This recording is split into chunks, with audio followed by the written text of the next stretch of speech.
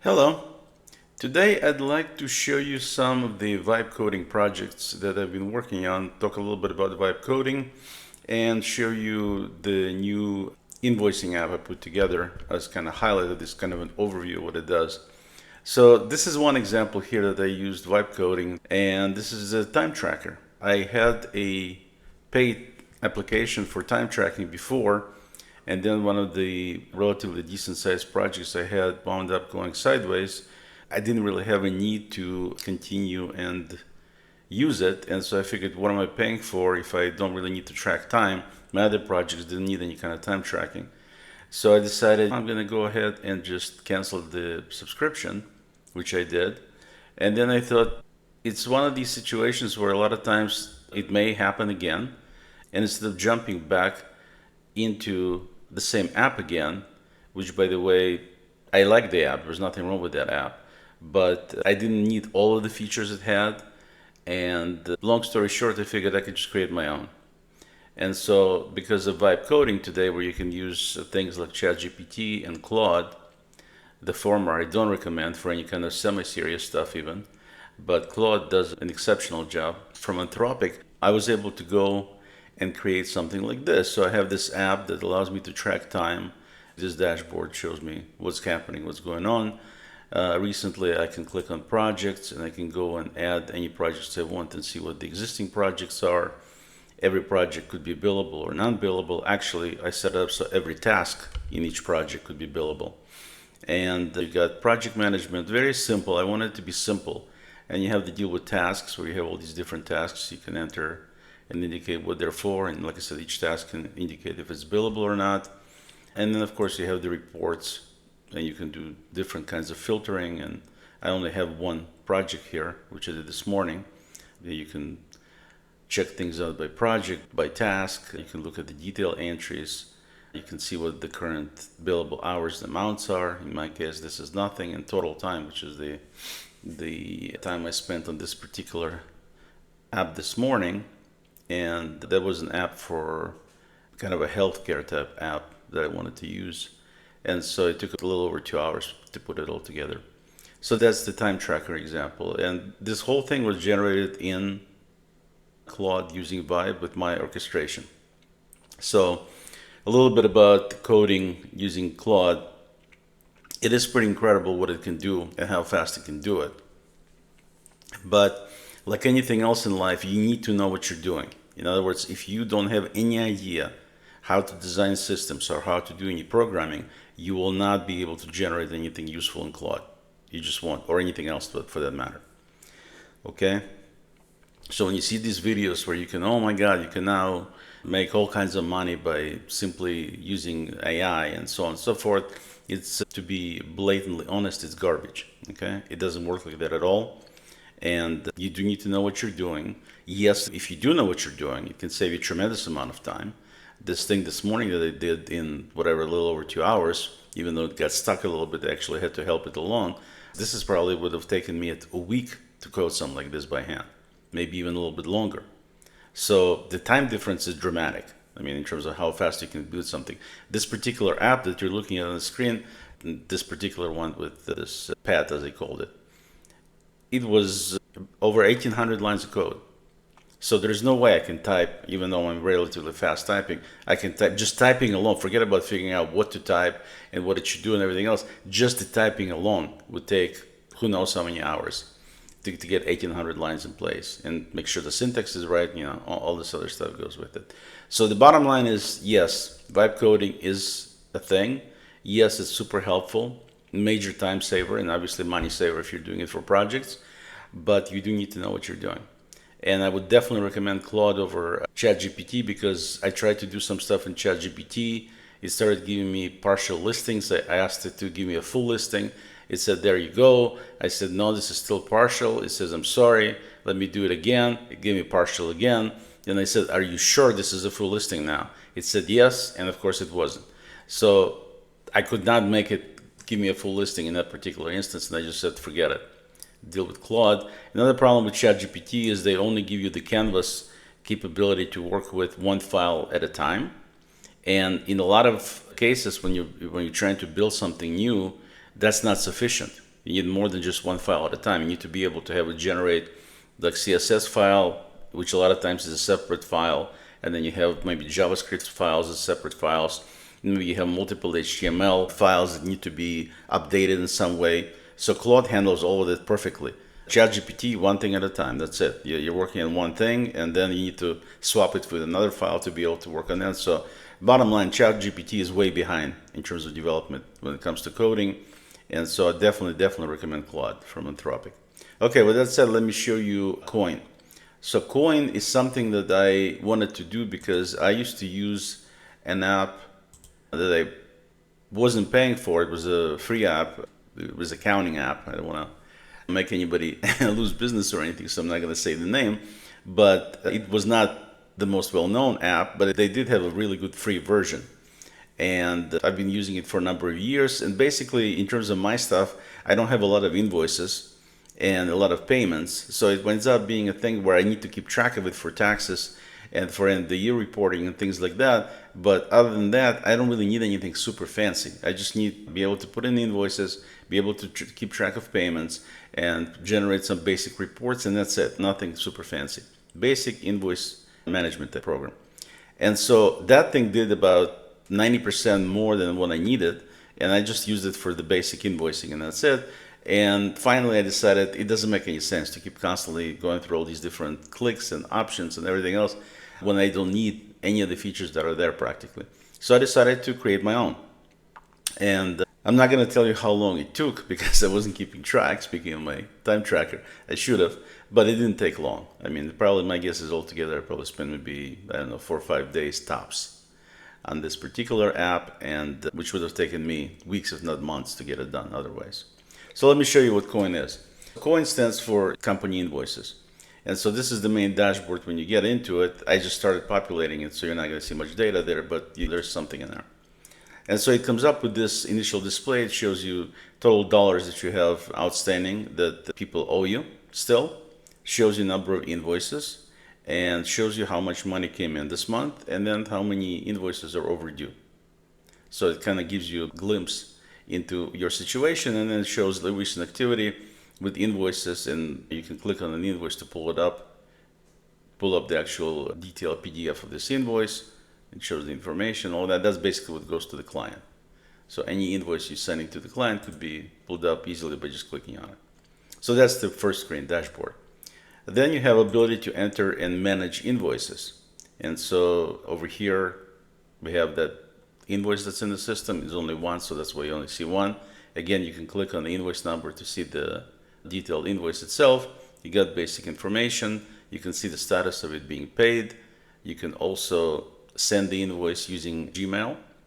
Right here, by clicking on send, you can look at the same thing we just looked at by clicking on view.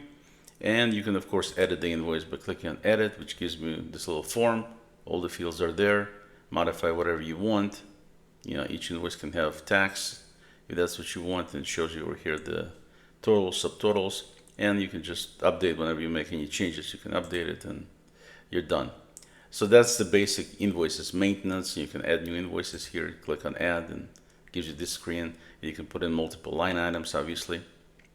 And you know, as you put things in, like let's say we did a bogus one, so we'll select the client project. So it shows you the projects for whatever client you have. And you know, we can put in, we'll just leave that for now. It's a draft. And we'll put in the word test. And we'll say 1 here.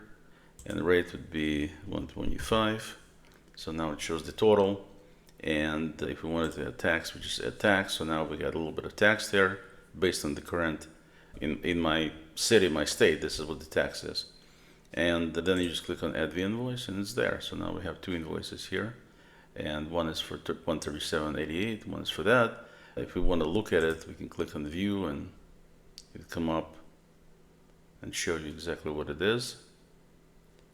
Okay, and then if you wanted to send it, you can click on send and it would come up with something that looks like that. That's basically, it shows you what email looks like, and you just click send, it goes, and then basically it lists all the different items in there, shows the amount due, and it says to you download. So when they get it, they actually have a link directly to the invoice, And obviously you can customize it to be whatever message you want. In my case, I'm going to discard it because I'm not going to be doing that. And outside of that, let's just go ahead and kill it. So I'm going to click on delete. It says, are you sure you want to delete this invoice? I do. And it's gone. So that's the invoices maintenance. And then of course you have the payments. When somebody pays you, then it shows you at the top here how much you actually have net. And then over here it says what number is this month and then how many payments. In this particular case, it's actually a payment that went to one of my vendors. So that's why the negative is here shown in red like this. And then just something that part of this project involved another person. So that's why over here you actually see how much you got. And over here it shows that.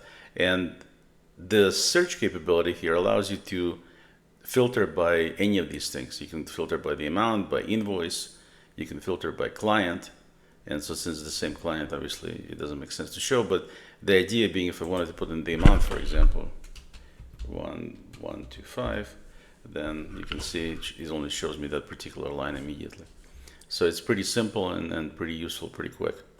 So that's the payments part, and you can enter new payments by clicking add new payment, put in proper information. You can have some notes if you want, add that, and of course you can also edit, maintain it by clicking on edit, same kind of thing. So everything is set up in fairly simple to use, fairly nice looking, easy to look at, things like that.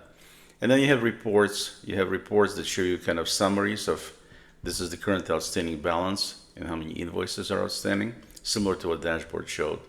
And then it shows this year, it had one invoice for this amount of money, and this is how much net actually was received because of what I described before with the vendor. And currently it's one active client. Obviously this would change every time you add something. And then the reports are, you have the invoices report, which is not much here because there's only one invoice, but it would show you the invoices for selected date range. You can change it to be whatever date range you want. Same thing with payments. It just shows you the payments that were sent by various clients and that you sent to various vendors, also based on date range. And you can also look at the different vendors and what transpired with them. And you can also filter it by dates. And of course, it's set up to show you in a format which is easily printable. You can just right click and select print, and you can print it if you need to. So that's the reporting right now. And then you have the basic maintenance. You have ability to put in projects. So you can enter new projects, edit them, delete them as you see fit. And over here you have a status of each project, like in this case it's completed. So you see that.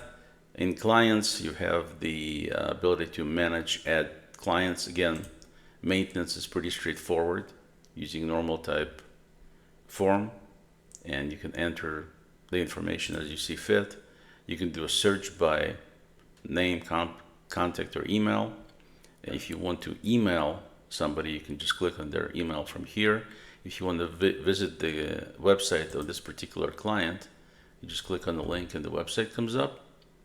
So all of that is all part of this app. If you want to call the client, it'll actually, you can click on the phone number, it'll launch, like in this case, the Microsoft phone link, and the phone number is right there, and all I have to do is click on dial and I can talk to them right from here.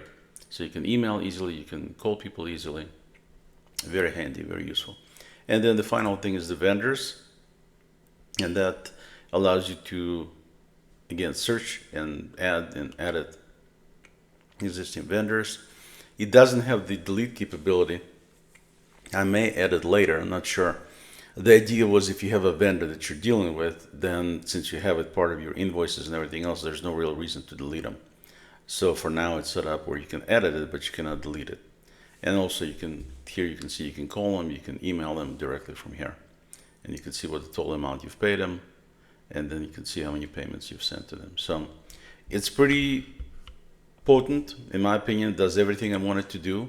Very easy, as you can see, navigate. You can go to any section anytime from this bar at the top. I have not looked at it on the mobile side. My guess is probably will look decent, but I wouldn't recommend it. There are too many things going on. So I would recommend using the desktop version like I'm showing you right now.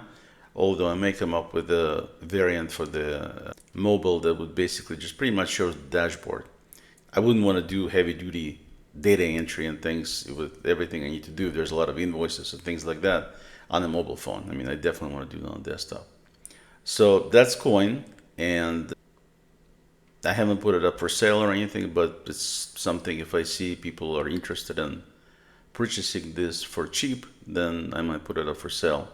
But I just wanted to show you that vibe coding is real.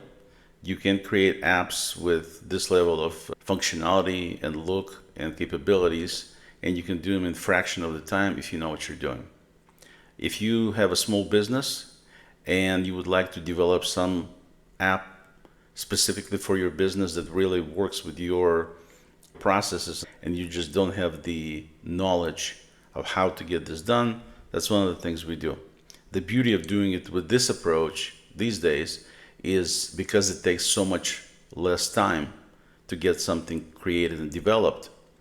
It's not like it's instantaneous, but it does take a lot less time. That also means that the cost would be a lot less expensive than it used to be.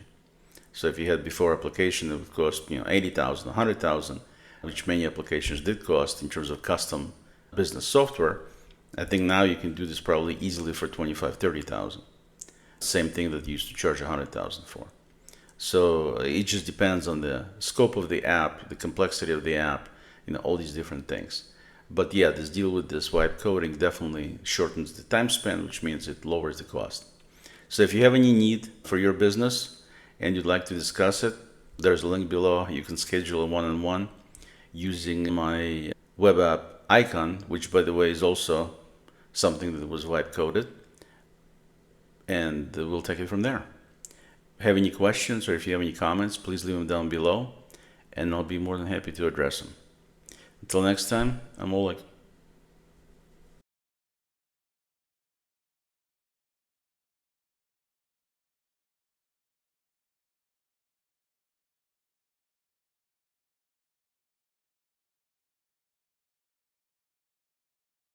Click subscribe. It's literally easier than assembling IKEA furniture and way less likely to end your relationship.